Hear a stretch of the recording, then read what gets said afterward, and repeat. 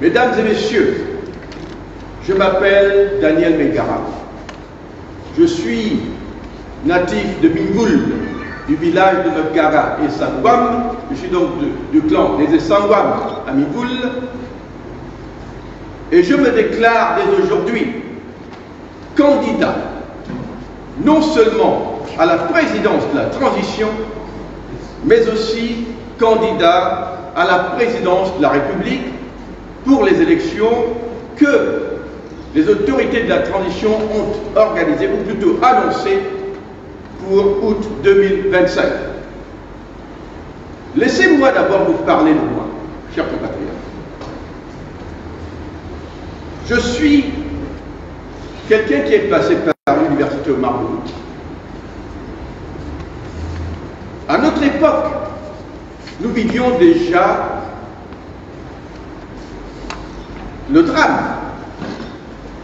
qu'est devenu le Gabon sous les bongos. Je dis bien le Gabon sous les bongos. Et ce qui me frappe, c'est que ce Gabon des bongos ne change pas beaucoup. On a souvent l'impression qu'il recule.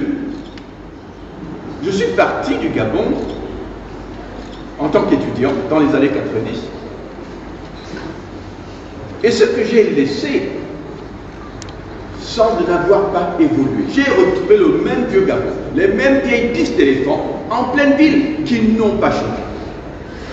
Et ce qui me frappe en plus, c'est que quand j'arrive dans ce pays, je suis accueilli par quelque chose qui me sidère encore pour être pays indépendant depuis pratiquement 60 ans.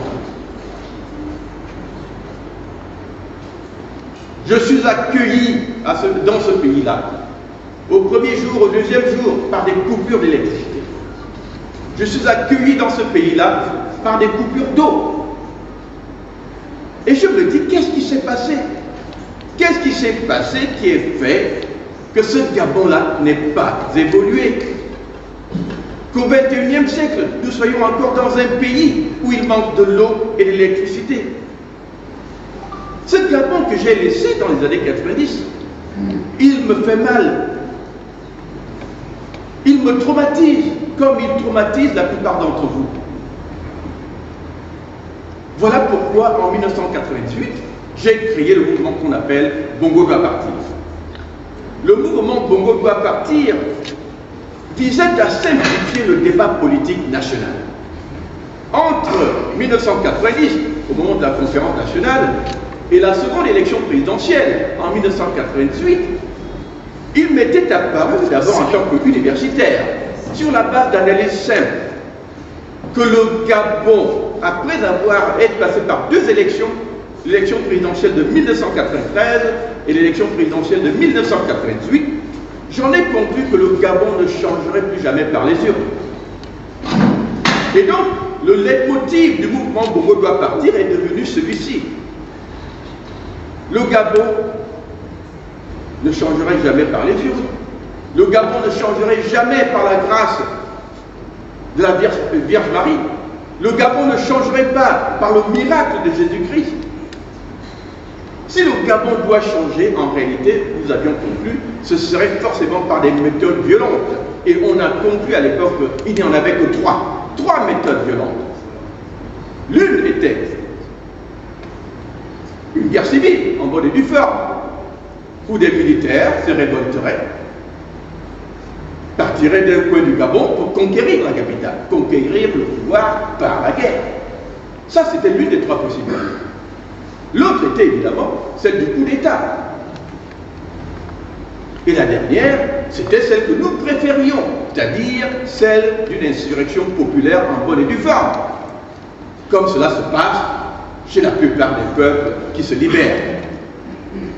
Donc comprenez-nous bien, nous parlons là d'une analyse mathématique, mathématisée du contexte politique national. Il était important que les leaders politiques de l'époque comprennent que l'option des élections n'était plus viable. Aucunement viable. À l'époque, on nous a traités de fous. Il se peut que nous ayons été en avance sur notre temps. Mais ça, c'était l'idéologie du Bongo doit partir. Bongo doit partir, je vais simplement dire que pour que les Bongos partent, il fallait une des méthodes violentes. Il se trouve donc qu'au 30 août 2023, l'une des hypothèses est devenue réalité. Des soldats ont pris le pouvoir. Mais je vous dirai d'abord tout de suite que notre préférence n'a jamais été pour un coup d'État décidé par les soldats eux-mêmes indépendamment. La réalité politique est que quand les soldats font un coup d'État, par eux-mêmes, par leur propre initiative, sans impulsion populaire, vous avez plus de chances d'aboutir à une autocratie qu'à une démocratie. La plupart des peuples qui changent, et nous pouvons prendre exemple sur l'Afrique de l'Ouest, généralement il y a une impulsion populaire derrière. Les peuples se révoltent, sont dans la rue. Les soldats en tiennent compte et traduisent cette réalité par une prise de pouvoir, cette fois au nom du peuple. L'Afrique de l'Ouest et nous, c'est deux formats totalement différents. Ce qui s'est passé au Gabon est salutaire. Nous, au mouvement Bongo doit partir à l'époque, qui est devenu Congrès des citoyens libres le 16 mars 2024 à Paris, nous, au PDP, n'aurions jamais pu nous opposer à un coup d'État quel qu'il soit. Ça veut donc dire que nos soldats aient fait le coup d'État ne nous indispose pas aucunement. Il était important d'en finir avec ce boulet d'étranglement qu'on appelle les bongos. Donc, pour cela, nous sommes en mesure de dire merci à nos soldats, à nos militaires. Nous ne sommes pas anti-militaires, bien au contraire. Nous pensons que les militaires ont un rôle à jouer, c'est celui de la protection de la République. Mais ils n'ont pas de rôle à jouer en politique. Nous n'allons pas entrer dans une ère où ce sont des militaires qui dirigent notre pays, parce que comprenez-moi, quand vous rentrez dans l'ère de la militarisation du pouvoir politique, ça ne s'arrête pas, souvent. Et ça, c'est dangereux. Donc, nous comprenons, nous, au mouvement, donc qu'on appelle aujourd'hui Congrès des citoyens libres, que le Gabon a besoin de s'engager dans un dialogue franc. Ce dialogue franc ne peut pas être un dialogue télécommandé. Il a besoin d'être un dialogue de citoyens engagés dans l'idée que nous avons traversé un système quinquagénaire qui a été une malédiction nationale, une véritable malédiction. Le bongoïsme, c'est la gangrène qui a tué notre pays pendant des années, 50 ans, d'un marasme qui n'a pas de nom, d'un pays béni par les dieux, riche en toutes choses, petite population. Mais qu'est-ce qu'il en est advenu, mes chers compatriotes? Pour nous, le débat doit être simple. Quand on fait un coup d'État, quelle est la question à laquelle on doit répondre? Et quand on organise un dialogue national, quelle est la question à laquelle on doit répondre? Il ne faut pas s'éparpiller dans tous les sens. Parce que quand on va dans tous les sens, on sait la confusion. La raison est celle-ci. Pourquoi fait-on un coup d'État? Et pourquoi y a-t-il eu coup d'État le 30 août 2023 au Gabon? Moi, je vais commencer par aller dans la direction qui nous a été annoncée. Les militaires nous ont dit que le coup d'État a été fait pour arrêter la fraude qui était là et aussi peut-être répondre à une question que les Gabonais se posent depuis des années. C'est que, bon, le Gabon n'est pas un État de droit. Nos institutions sont bancales. Et donc, quand, au moment de cette fraude, on se rend compte que les Bongo, Ali Bongo, a encore fraudé, les militaires se disent on prend le pouvoir. C'est bien. Sauf que la logique commence à être un peu bancale dès ce moment-là. Parce que si vous dites qu'il y a eu fraude et il y a deux candidats, il me semble qu'on n'a pas tergiversé. Il y a deux candidats. Celui-là a fraudé pour gagner. Ça veut donc dire que c'est celui-là qui a gagné. Vous donnez donc simplement le pouvoir à celui qui a gagné. Donc vous voyez que dès le départ, nous avons un problème à ce niveau-là. Moi, j'essaie de répondre à des questions fondamentales. Si M. Ndossa, puisqu'il s'agit de lui, a gagné, et que vous avez constaté qu'en tant que citoyen, militaire, vous voulez veiller à ce que la volonté du peuple soit respectée, il me semble que nous n'avons pas à tergiverser pour donner le pouvoir à celui qui a gagné. Mais dès lors que vous dites, ah, oui, il y a eu fraude, il a gagné, mais nous le prenons, vous vous situez déjà dans une double illégalité. La première, c'est que vous violez la volonté populaire. Mes chers compatriotes, la volonté populaire, c'est la chose la plus sacrée. Le vote d'un citoyen, c'est l'expression la plus noble de sa volonté. Mais vous dites non, vous avez voté, nous savons très bien que c'est lui qui a gagné, l'autre l'a fraudé, mais on prend quand même le pouvoir. Vous accaparez une volonté populaire qui était claire, parce que voyez-vous, vous auriez pu faire votre coup d'État en année normale, quand il n'y avait pas d'élection, personne ne vous en empêchait. Soyons concrets. Les Gabonais souffrent depuis 56 ans, n'est-ce pas, sur les Congos. Vous avez donc eu année 1, année 2, année 3, 56. Où vous étiez là. Mais vous n'avez pas osé. Vous attendez une élection, et ce n'est pas la première. En 90, les Bongos ont fraudé. Pardon, 93, les Bongos ont fraudé. Vous étiez là. En 2007, en 98, les Bongos ont fraudé. Vous étiez là. En 2005, les Bongos ont fraudé. Vous étiez là. En 2009, 2016, les Bongos ont fraudé. Vous étiez là. Certains d'entre vous ont même tué des Gabonais pour taire la volonté populaire. Et les marasmes et la gestion calamiteuse des Bongos étaient étalés aux yeux de tout le monde. Mais vous avez attendu que quelqu'un gagne son élection pour la lui rendre. Voyez-vous, ce début-là de logique, déjà pour moi, c'est une, on va dire, une introduction quelque peu maladroite à l'idée d'une prise de pouvoir. Vous profitez du vote populaire pour prendre un pouvoir qui ne vous appartient pas. Parce que vous aviez 56 ans pour le faire. Vous ne l'avez pas fait. Mes chers compatriotes, il y a aussi d'autres paramètres à analyser. Je vous ai parlé tout à l'heure de questions fondamentales. Vous dites, on va organiser un dialogue national. Tant mieux. Mais, au lieu de vous poser une seule question, qui est la suivante, qu'est-ce qui a fait que rien ne marche au Gabon pendant 56 ans? Parce que pour moi, c'était la seule question à poser. À poser. Je dis bien la seule question à poser au dialogue national. Qu'est-ce qui a fait que le Gabon, que rien ne marche au Gabon pendant 56 ans? Voyez-vous, quand on est embrouillé dans l'idée du pouvoir, quand on ne sait pas ce qu'on fait au pouvoir, en fait, quand on est illégitime dans sa prise de pouvoir, voilà ce qu'on fait. On embrouille le débat.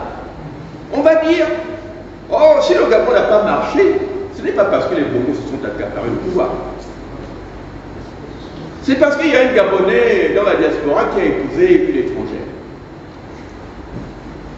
C'est ce que le dialogue national nous a dit. Comme réponse. Tous les problèmes du Gabon, ce n'est pas la gestion des Bongos. Ce n'est pas un Moranzo.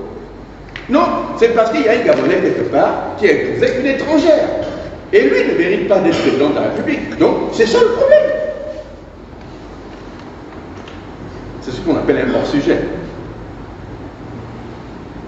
Mais ce n'est pas tout. Il dit non, non, l'autre problème c'est que il y a un Gabonais quelque part qui a un parent étranger et un autre qui est Gabonais.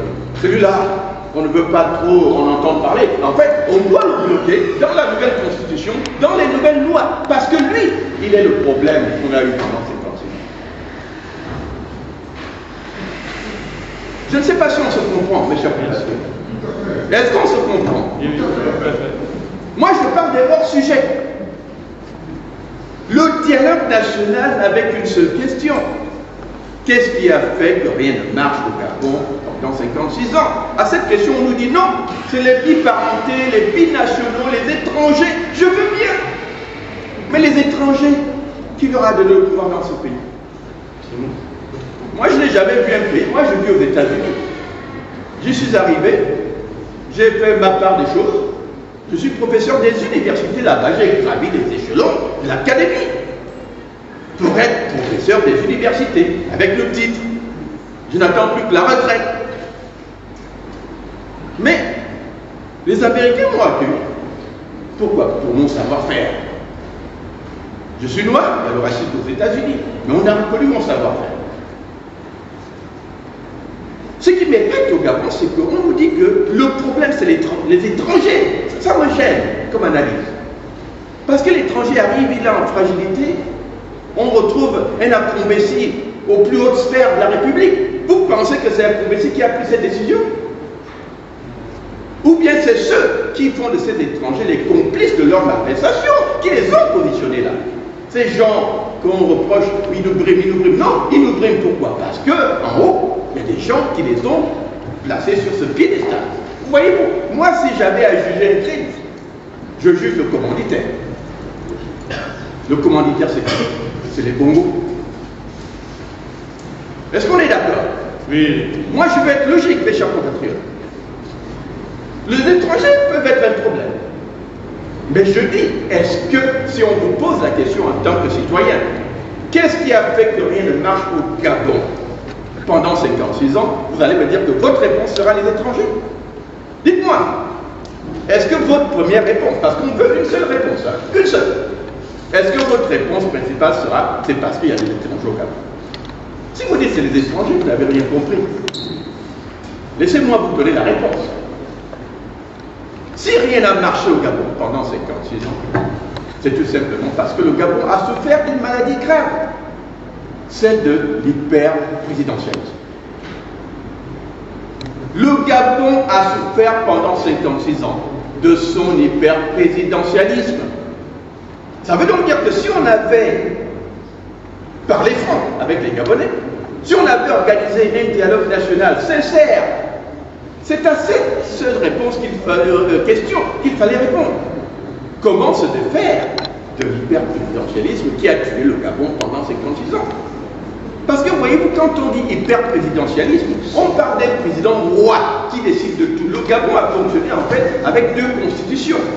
Deux constitutions. La constitution officielle, dont personne ne tenait compte, elle était là. Parfois on fait des décrets, on la cite. Mais il y avait aussi la constitution de l'ombre.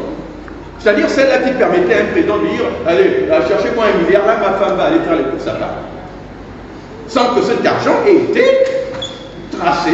Il vient d'où? Qui a décidé de cette sortie d'argent? Dès lors que vous avez un président capable de tout faire, dans l'impunité totale, vous avez une situation où c'est un seul individu finalement qui dirige votre pays, parce qu'il commande à tout le monde. Il n'y a pas de contre-pouvoir. Il est capable de tout. Les Bongos, c'était des ignares, excusez-moi du terme. Quand vous avez des ignares au pouvoir, vous avez des résultats ignares. Il ne faut pas s'en cacher. Je ne veux pas aller dans les insultes parce qu'on dira il insulte. Mais être ignare, c'est ne pas comprendre les mécanismes de fonctionnement d'un État moderne. Qu'en fait, un individu ne peut pas tout décider par soi-même. La raison pour laquelle nous avons des institutions, c'est pour pouvoir contrôler, moduler le caractère des individus. Les amener à comprendre que l'État, ce n'est pas vous. L'État, c'est une communauté de personnes et de biens, un patrimoine qu'il faut gérer